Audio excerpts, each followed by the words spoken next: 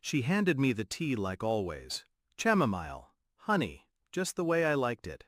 Her eyes lingered on mine too long, though, smiling too easily. I stirred it slowly, watching the steam rise, disguising my breath. Something was off. Not just tonight, no, this had been building. The fog in my head after evening drinks, the hours I couldn't account for, waking up on the couch, clothes untouched, time erased. So I took a sip, just enough to wet my lips. Then I stood, said I needed to use the bathroom. In the hallway, I poured the tea into the guest room plant, sat back on the sofa, let my eyes fall shut, and waited. I lay there, body still, heart loud in my ears. I counted her footsteps. She waited 30 minutes, then moved. Not to clean, not to go upstairs, to check. I heard the soft click of her heels across hardwood. Closer. She stood above me, silent. Then I felt it, fingertips grazing my chest, my pockets. Not affection. Search. My breath slowed. I didn't move. She whispered something I couldn't quite make out, then walked away. It wasn't just the pills. It was the way she touched me, like I was a locked drawer she couldn't open. The betrayal wasn't a blade. It was colder, slower, systematic, like I was being erased in pieces. And she thought I hadn't noticed. I began cataloging. Each night, a ritual. Tea, silence, sleep. Except I didn't sleep. I recorded, logged, timed her patterns. Twice I swapped cups. Once she pretended not to notice. The second time she faked a cough and insisted on switching back. That was confirmation. I took a sample of the tea to a lab downtown, paid cash, no name. The results came in, Zolpidem, strong enough to knock someone out within minutes, prescribed under her name. I said nothing. She smiled in the mornings, kissed me on the cheek, kept playing the part. So did I.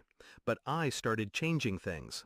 New locks on my home office, withdrawals from shared accounts, paperwork hidden where she wouldn't think to look, because she never truly saw me, just the version she could manipulate.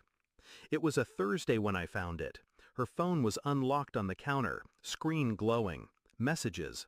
He's knocked out again. You can come. God, how do you live with him? Not for long. I'm almost done pretending. Photos. Him. In my house.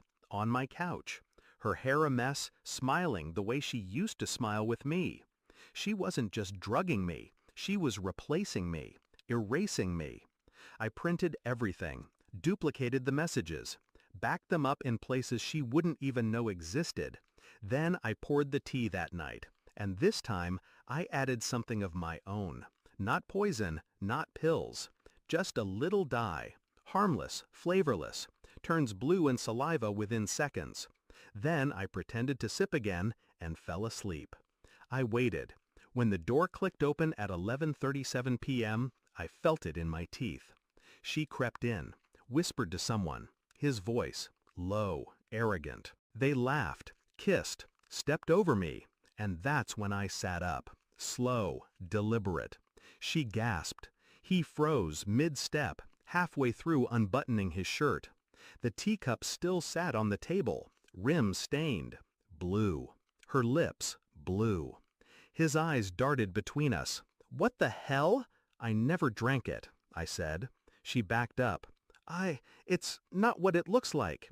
Then what is it? I asked, stepping between them, handing her a manila envelope. She opened it with shaking fingers. Printed texts, lab results, photos. His face crumpled, hers shattered. I didn't raise my voice, didn't move an inch. I've already spoken to a lawyer, I said quietly. You'll find your keys don't work tomorrow. I turned to him. Get out of my house. He did. She didn't follow him, because she knew. It was over. Not in fire, but in silence. I changed the locks, canceled the joint accounts, filed the paperwork. Never once did I yell. People think rage is loud. It's not. It's precise. It's watching someone break under the weight of a truth they built themselves. She sent one message days later. I made a mistake. I never responded. Because I wasn't sleeping anymore. I was awake. She tried to sedate me into silence, so I taught her what it felt like to wake up in a nightmare she couldn't escape.